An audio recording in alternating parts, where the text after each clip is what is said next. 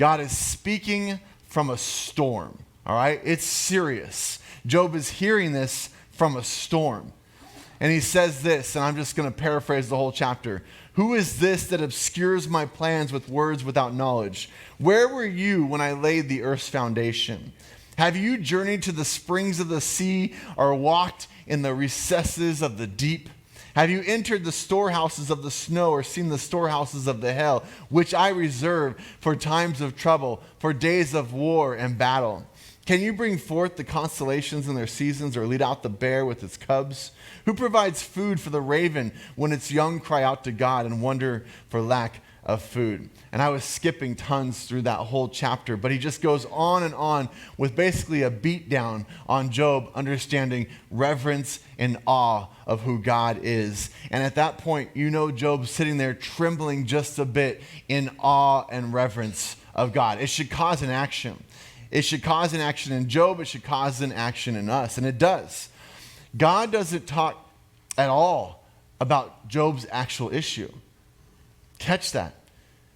Instead, what we see the admonishment to Job as is, do you understand who I am?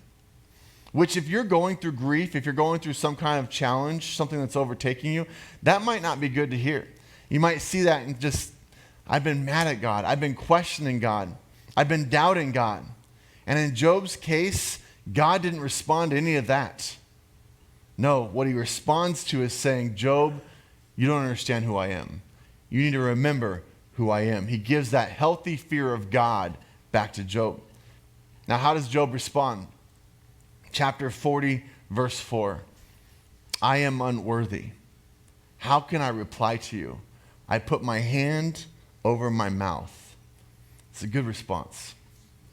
And God continues for a couple more chapters, more beatdown, reverence and awe beatdown. Just, do you not understand who I am?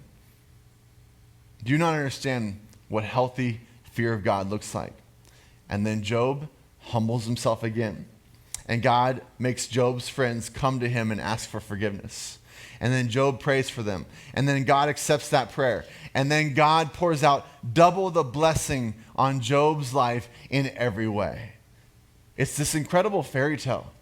And yet when you look at it, what he's saying is, when you have a healthy fear of me, when you understand who I am, you're going to see the yirah, the dioth.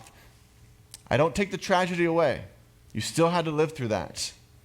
It's a dark world that you're in. But understand who I am. The beginning of wisdom is fear of the Lord, having proper reverence and awe, that God calls the shots. God's in control. We just have to keep him in that healthy respect.